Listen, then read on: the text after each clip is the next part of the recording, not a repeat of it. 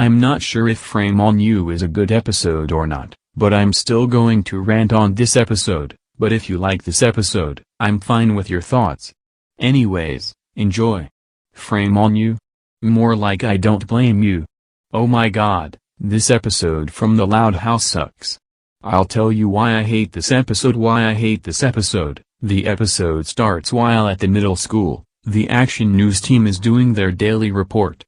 During the broadcast, Lincoln gets word on the suspect responsible for unleashing a stink bomb at a school party being in the principal's office.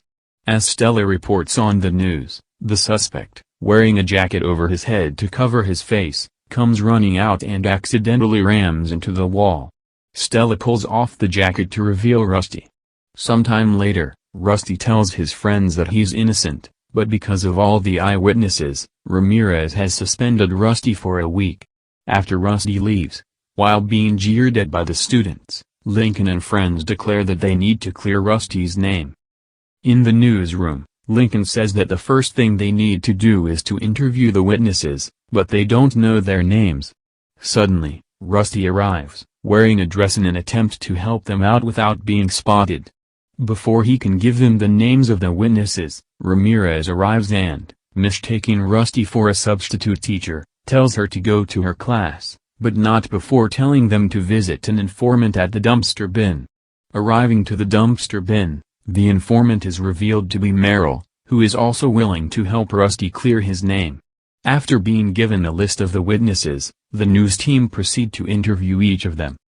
First, Liam and Zach interview Coach Keck, who was a chaperone at the party, and question if she really did see Rusty throwing the stink bomb, as she's nearsighted and was on the opposite side of the gym when it happened. However, Keck reveals that she bought a new pair of glasses that allow her to see things from a distance, and confirms what she saw, right down to the cuff links on his suit. Second, Stella interviews Paige, where she questions if she saw Rusty throwing the stink bomb. Paige says she doesn't have a video of the incident, but has an audio file where it audibly has Rusty stating his name out loud and admitting that he's responsible. Third, Lincoln and Clyde interview Chandler, where he promptly shows them video footage of Rusty clearly throwing the stink bomb in the gym. In the cafeteria, the gang is worried that Rusty really was responsible. At that moment, Rusty arrives, and when his friends state that all the evidence points to him, including the time when he threw the stink bomb, Rusty states that the time he threw it proves it wasn't him, as he was at Flips at the time. The news team head over to Flips to ask him questions, but they end up blowing their money when he charges them for any question they ask. With that plan unsuccessful, they suggest going to the gym, the scene of the crime. At night, the gang manages to enter with assistance from Merrill, and after some looking, Lincoln discovers under the bleachers a bag of stink bombs that also include mints from Duds for Dudes, Mr. Spoke's suit rental store. Realizing the true culprit went there to rent a suit so they can frame Rusty, they decide to head there to find the suit rental sheet. After looking through the store's records, Stella finds the rental sheet and reads the three names listed: Chad, Dirk, and Jordan.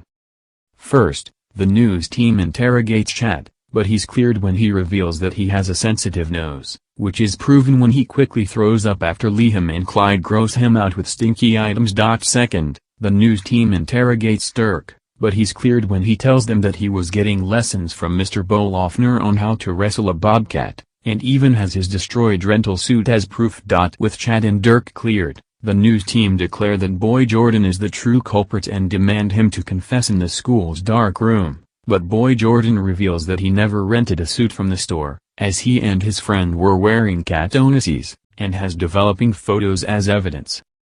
Realizing they have no more leads, the news team declares that they failed in their mission, and Lincoln apologizes to Rusty for being unable to clear his name, but Rusty tells his friends that at least they tried. Later, the news team is doing their daily report. As Lincoln corrects himself on a story he told yesterday about Liam's pig giving birth to a girl instead of a boy, Stella realizes who the true culprit is and tells Ramirez to meet them at the lockers. With everyone together, Stella reveals that the culprit is Girl Jordan. Girl Jordan is appalled by the accusation, but after being forced to open her locker, Merrill discovers a rental suit and an orange wig. This causes girl Jordan to admit that she framed Rusty, and begins to explain to everyone why she did it. Girl Jordan and Rusty were partners in their home EC class, and their final assignment was to make a sponge cake. As girl Jordan watched the cake baking in the oven, Rusty accidentally bumped into the oven while practicing his dance moves, causing the sponge cake to deflate and Mr. Bolofner to give her a failing grade. Angered over getting her first F, girl Jordan decided to get revenge on him. She rented the suit that Rusty wears at every formal event he goes to, found a red clown wig, and mimicked Rusty's voice to a T. Now passing herself off as Rusty, she proceeded to ruin his name by throwing a stink bomb at the party. With the truth out, girl Jordan apologizes to Rusty after admitting she went too far with her revenge plan, and Rusty apologizes for ruining their cake. Seeing how much they've gone through, Ramirez decides not to suspend girl Jordan and agrees to revoke Rusty's suspension if he can keep up with his substitute teacher act, to which he agrees with. And the episode ends. And that's how the episode goes. Wow. Just wow. I just want to say, I feel bad for Rusty Spokes, and I also do feel bad for girl Jordan. And I do forgive her. Thank God I never watched that episode and I never will, or else it would have wasted my time. I don't know who likes or hates this episode, so I'm just going to leave it be. So screw Frame on You, and screw Time Trap. Note, if you like this episode, I'm fine with your thoughts. Anyways, Ghosted is 839,000 times better than Frame on You. End of rant.